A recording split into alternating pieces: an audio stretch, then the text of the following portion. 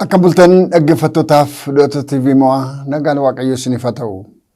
Ganama kana sagalee Waaqayyo qabadhee fuula keessan kana jiru luba Qannoo Galaanii jedhama. Waaqayyo gooftaan keenya har'ammoo ganama haaraa guyyaa ifa gaarii nuu kenneera. Ganama gaarii kana keessatti guyyaa gaarii kana keessatti immoo Waaqayyo wajjin waan gaarii gochaa waan gaarii yaadaa oolutu nurra jira. Waaqayyo nu haa gargaaru. Darbee jireenya keessatti al tokko waaqeffannaan durii yookiis amalli aayyoof aabboo keessaa fudhannee waaqeffannaan Yesuus Kiristoos alaa isaa achitti kan ta'e jireenya keenya keessatti al tokko yeroo inni mul'atu argama. Kanaaf iyyuu jireenya ofii keessatti isa kana addaan baasanii beekuun baay'ee barbaachisaadha. Mee sagalee Waaqayyoo dubbisna. Amma egaa Waaqayyoon sodaadhaa, amanamummaa guutuudhaanis isaaf hojjedhaa.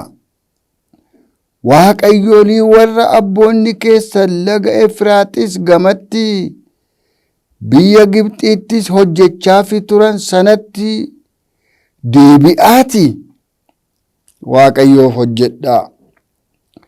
Waaqayyoof hojjechuun isin duratti hamaa yoo fakkaate garuu Waaqayyoolii warra abboonni keessan lagicha gamatti hojjechaa fi turaniif yookiis warra kan Amoorotaa isin biyya isaanii keessa teessanii kanaaf hojjechuu yoo ta'e har'a eenyuuf akka hojjettan fo'adhaa. Aniif manni koo Waaqayyoof hin hojjenna. Ameen. In kadhanna Waaqayyoon.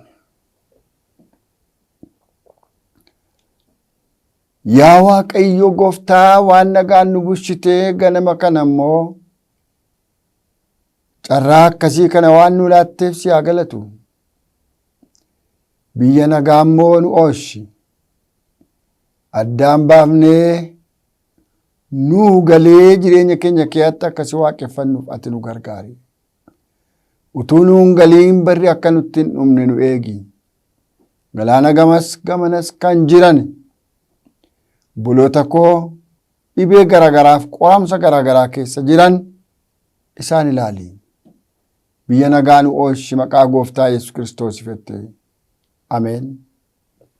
Iyyaasuu boqonnaa 24 lakkoofsa 14 hanga 15 dubbise 14-15. Saba Israa'el kanatu oliif gadi hungulaalama.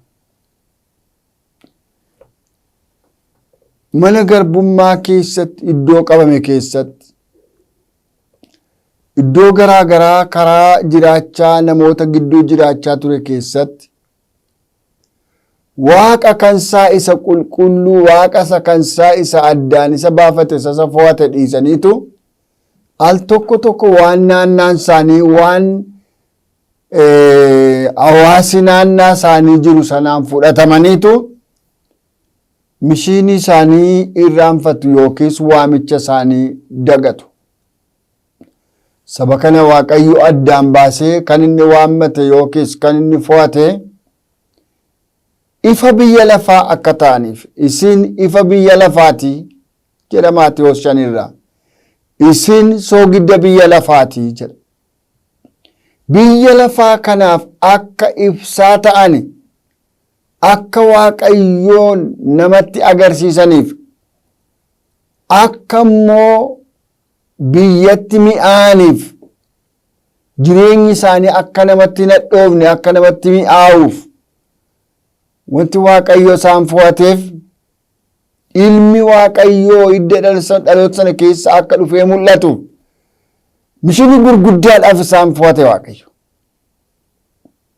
Jarri kun garuu utuu isaan Waaqa tolfamaatti qabamanii argitu mana garbummaatii ba'aniitu fagoon deemin Museen abboommii kurnan fuudhuudhaaf gaara gubbaa hammanni ol ba'etti jabbii toshatanii warqee gurratti naqanii jabbii toshatanii kana waaqni keenya inni Gibxii nu baase jedhanii sagaduutti sirbuutti ka'ani. Sabni ati mana garbummaatii baaftee maal hojjechaa jira jedhee Waaqayyo Museedhaan. Museen gudii isaan barree biyyi nagaadha isa. Jarri duu Waaqatti galagala Musee geggeessaanii Waaquma duukaa yaa'aa jiruu se'a. Jarri duu galagalanii Waaqa tolfamaa isa dur isa dhufesan isa kan ormaa sanatti dur galagalan isaan. Har'umayyuu yoo of ilaalle baay'ee gaarii natti fakkaata. Isa Waaqayyo keessaa nu baase, isa Waaqayyo keessaa nu waame sanatti garaan keenya harkifachaa jira laata? Gara sanatti mucucaachaa jira laata? Of ilaaluun baay'ee gaariidha. Seexana sanurraa yuusee nurraa iyyee nurraa fagee nurraa maraatee nurraa ba'ee sokke sana deebisnee afeeraa jirra laata? Of ilaaluun baay'ee barbaachisaa natti fakkaata. Kanaaf maal jedhaa namichi kun tajaajila isaa gara xumuraarra jira. Musee harkaa fuudhee gara xumuraarra jira. Gara xumuraa kanatti dhaamsa dhaama. Maal jedhee dhaama? Amma egaa Waaqayyoon sodaadhaa. Tokko.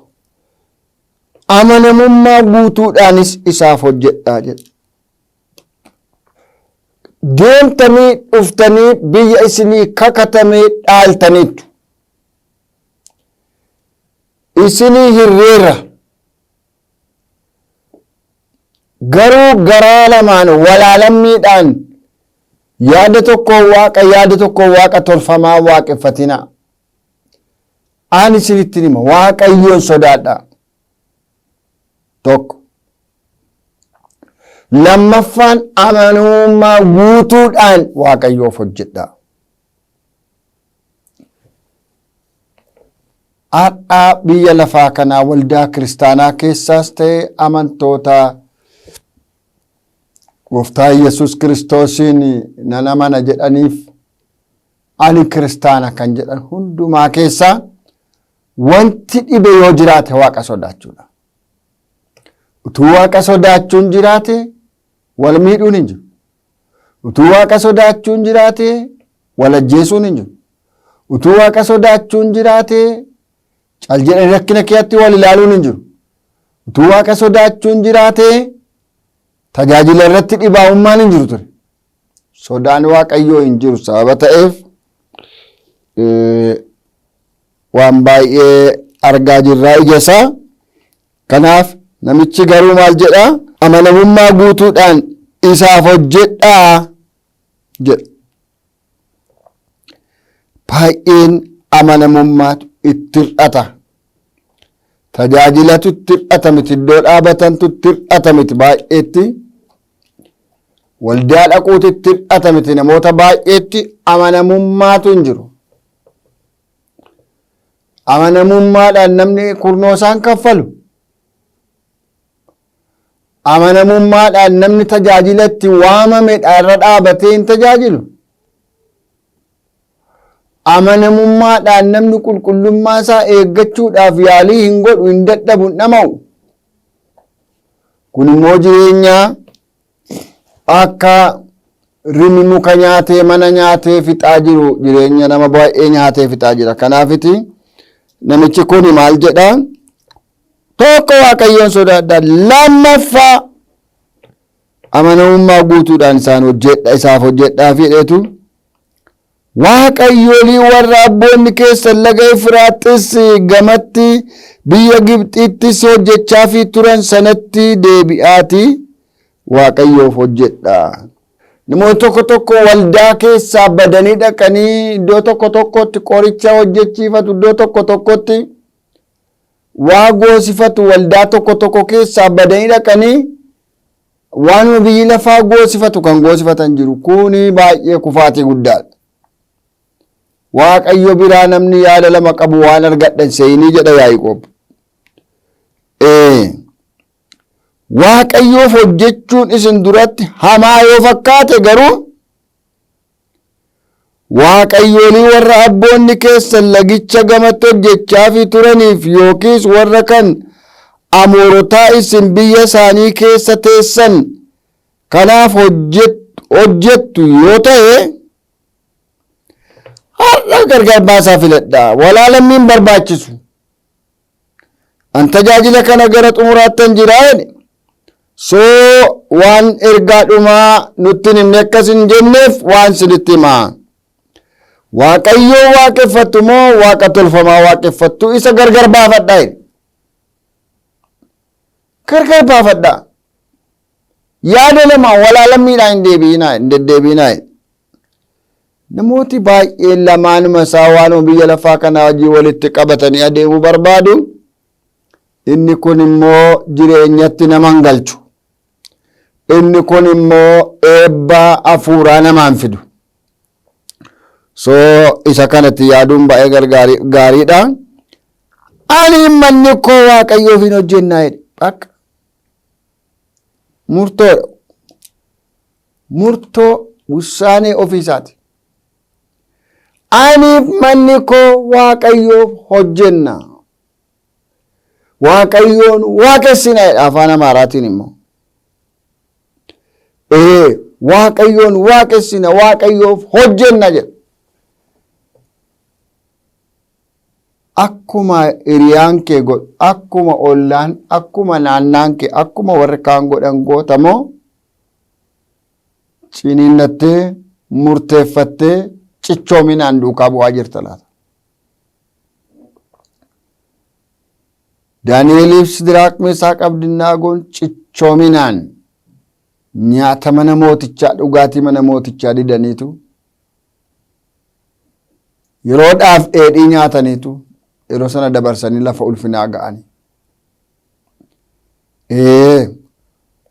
Warra kaan fakkaachuuf jennee garam deemaa hin rammanuu. Warra kaan fakkaannee jiraachuudhaaf jecha maal ta'aa jirra rammanuu wal makaa wal fakkaachaa jirra. Garuu hoolonni fi re'oonni gargar ba'uu jedha dubbii Waaqayyo. Firoota koo gara jireenya isa dhugaatti yoo deebine Waaqayyoon yoo sodaanne garaa guutuu yoo hojjenneefi nuyi hin eebbifamna. Foonittuu hafuurattuu jireenya bara baraafiyyuu Waaqayyo iddoo nuu qopheesseera. Biyya lafaarra kan jiru obboloonni kiristaanonni afaan kana dhageessan hundumtuu garam jirra laa ofaa ilaallu. Har'a filadhaa jedhe gurbaan. Har'aa gargar baasaa baraa jedhe. Haa kadhannu. Yaa Waaqayyo abbaa gooftaa keenyaa Yesuus Kiristoos waan waaqeffannu akkamitti akka waaqeffannu nu jalaa wal makaa ta'ee akka bara post modernitii kanaa waan hundumtuu sirriidha jecha jedhamu falaasama jedhamu kana fudhannee waan hundumaa wajjin wal maknee jirraa laata. Hundi sirrii ta'uu hin danda'u.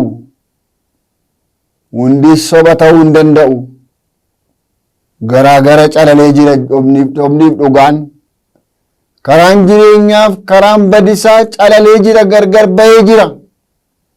Karaan guddachuuf karaan xinnaachuu gargar bahee jira. Karaan eebbaaf karaan abaarsaa gargar bahee jira. Waliin makuu hin dandeenyu. Yaa gooftaa kanaaf har'a karaa keenya isa sirrii filannee ana karaan dhugaan jireenyi ana malee eenyuyyuu fuula abbaa koo arguu hin danda'u isa jedhe sagalee ilma Waaqayyoo dhageenye tole jennee deebii akka laannu nu gargaari. Yaa Waaqayyoo waldaa kiristaanaa fannoo kee baattee biyya lafaa kana keessa dhaabattu. Waraana kana keessa, lola kana keessa, jibbamuu kana keessa, ajjeefamuu kana keessa, gubamuu kana keessa, ariyatamuu kana keessa, dhiibamuu kana keessa dhaabattee fannoo kee baattee akka ati biyya lafaa kanaaf duute dhuga baatuu taate kana yaa Waaqayyo ati oolchi. ati gargaari, ati golgi, ati tiksi, hooloti kee kan si beekan kan ati isaan beektu gooftaa addaan baasanii si beekanii akkasi waaqeffataniif siif hojjetaniif hafuura nama jabeessu, ayyaana nama jabeessu, dibata nama jabeessee cimsee nama dhaabu nurratti ergi. Hafuurri waliin dhaan karaarraa nama kaachisu abbaan sobaa suni maqaa Yesus Kiristoosiin kan ifatame haa ta'u.